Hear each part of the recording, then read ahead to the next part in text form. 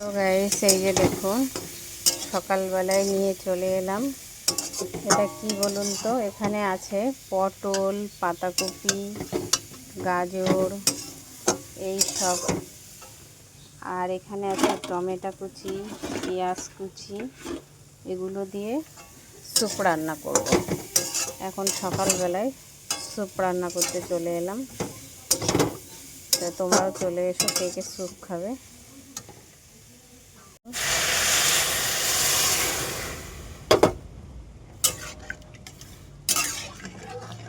এখানে আরও তেল দিতে হবে।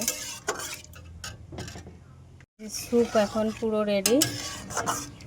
গ্যাস বন্ধ করে দিয়েছি, পুরো স্যুপ তৈরি হয়ে গেছে। তোমরা চলে এসো, কে কে খাবে সবাই চলে এসো।